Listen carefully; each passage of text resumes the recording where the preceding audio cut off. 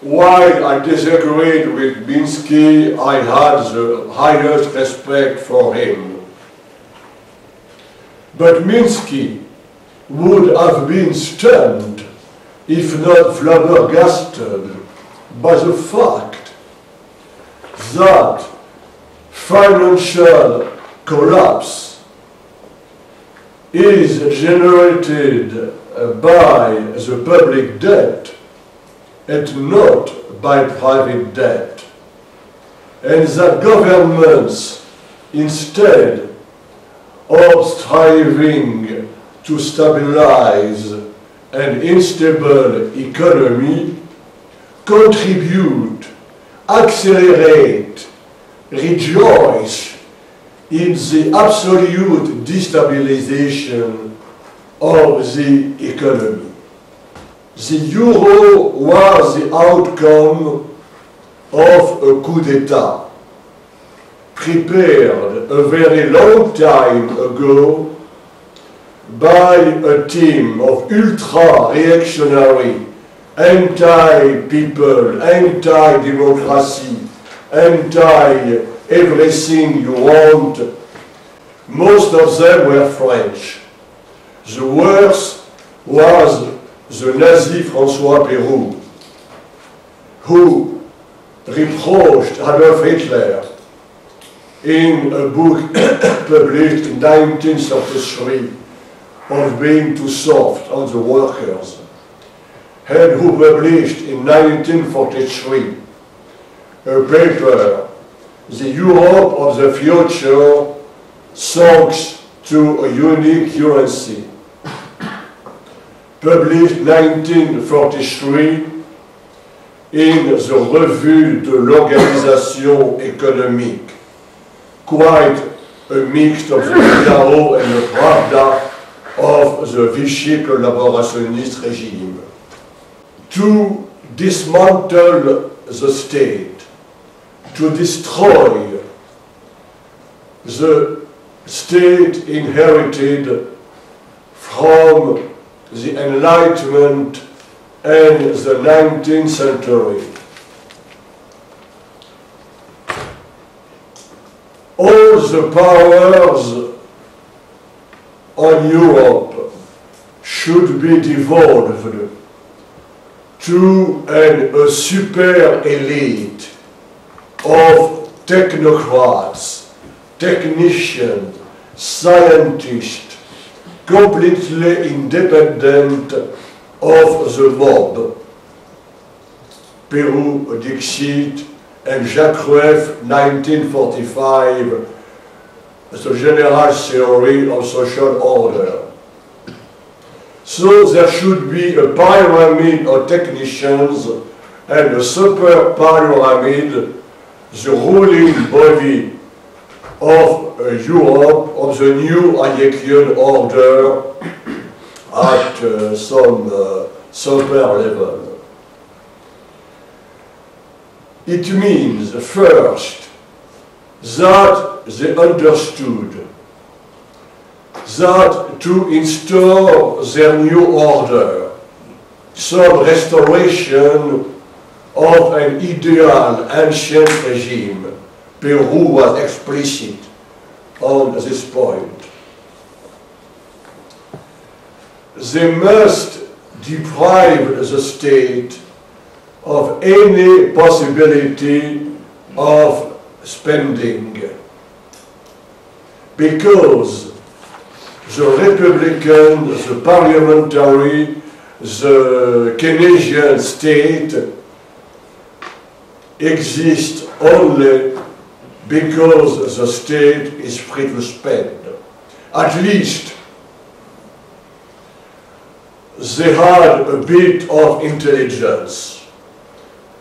They understood that taxes cannot finance expenditures. State finance its expenditures by money creation. Everybody should know that, but not our modern technicians who ignore everything. Thereby, they decided that the state should lose any control over the currency. The currency used in the country should be the equivalent of a foreign currency. So the order they had in mind was some kind of European Argentina at the time of Carvalho. So the euro was not a monetary union.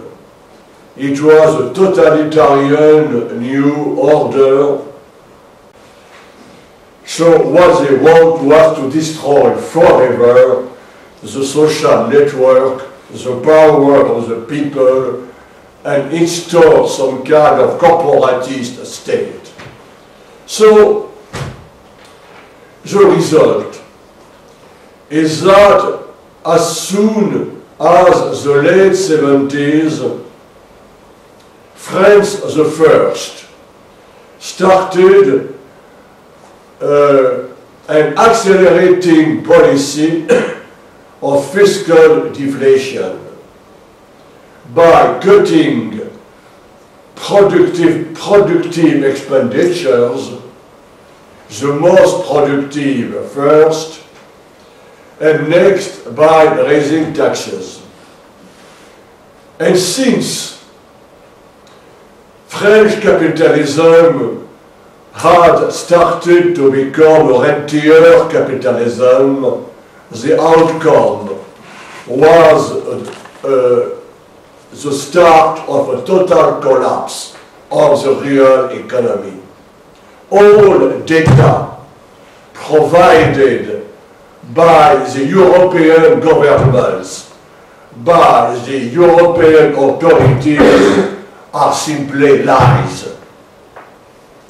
In a book published in French in 2006, Full Employment or Chaos, with an enormous pain, I try to compute the effective rate of unemployment, which means people who, contrary to their will, are obliged to survive quite below the subsistence level of that epoch. 30% in 2006. Because of the deflation, because the fact that corporations did not want anymore to invest, wished to get rid of their labor force, they didn't borrow to banks. So we were in a situation that banks were desperately in search of assets generating interest. Who remains? The state. So banks jumped and start to speculate over the debt from France to Germany, from Spain to Greece. 3 to 5 of the so-called infamous Greek debt is held by French banks, which were perfectly informed of the situation. But they exacted gigantic profits who were redistributed in dividends to corporations, and the mechanism of the post-capitalist system was there. Banks were only interested into their networks. The public debt now was dealt with as a private debt of a failed corporation. For the rulers of Europe, the state doesn't exist anymore, just as a mechanism to maintain some legitimacy to the disaster.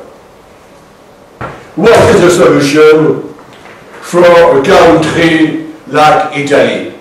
Paul Krugman, my friend Paolo Marna, wrote that by accepting the euro, one of the greatest and more civilized countries in the world decided, thanks to the treason or an ignorance of his ruling class, to enter the status of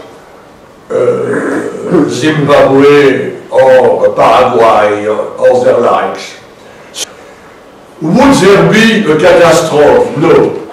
As long as the people get rid indeed of their politicians, both and left, impose a true democratic government, reconstructing economy, reconstructing society by a policy of planned long growth productive expenditures with indeed deficit, good deficit, but deficit is an investment. It means that deficits are financed by governments. To believe that governments have to borrow to finance their deficit is absurd. Have you to borrow your own currency to banks? Stupid. What could happen? Not a depreciation of the new lira relative to the euro, but a collapse of the relative value of the euro if still country wants to maintain it relative to the new lira. It could be the way of reconstructing what had been the glory of Europe. Moral decency faced in the future.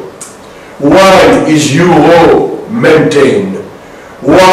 Is such an absurd, violating all kind of economics maintained, because the majority of the people have lost any faith in the future.